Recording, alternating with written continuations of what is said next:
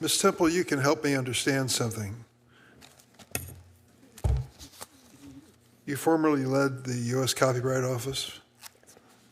It's rare that the Copyright Office is in the news, but it has been over the last several weeks. And after the Librarian of Congress was dismissed by this administration, there were dismissals as well in the Copyright Office. And when asked why people were being fired from that office, someone suggested it was because of a report involving AI and the copyright laws. Are you familiar with that? Yes, I am familiar with the report. Can you tell me what was the controversy in the report? I don't think that there was a controversy in the court, quite frankly. It was a comprehensive, clear report that you would expect from the talented and expert folks in the Copyright Office. It was explaining issues with respect to fair use and AI. It didn't pick sides. It actually just talked about the fact that in assessing whether AI platforms are fair use or not, are engaging in infringement or not, context matters. And it also noted, as I mentioned earlier, that there is no blanket AI exception to our copyright laws, and that our copyright laws are fit for purpose and can be applied to these type of new AI platforms.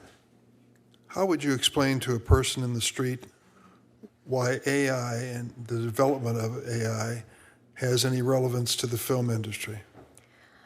Well, it has relevance, I think, to everyone in the world, but it has particular relevance to creators on both sides. So both AI can use the works of creators and artists in its training, and that was the focus of the Copyright Office report on this issue.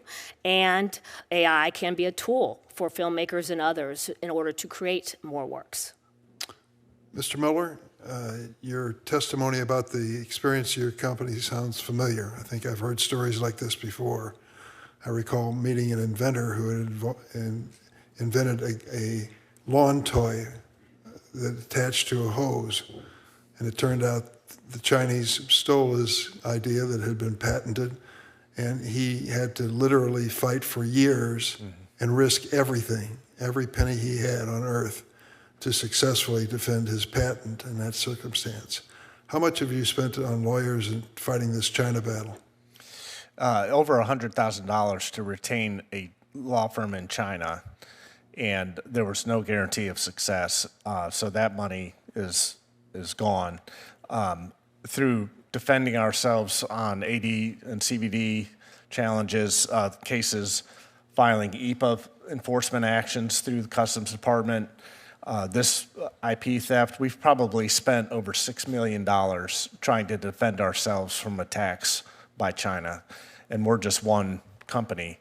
Spread that across industries, across our economy, and it's, again, $600 billion or probably more U.S. companies are trying to spend to defend themselves.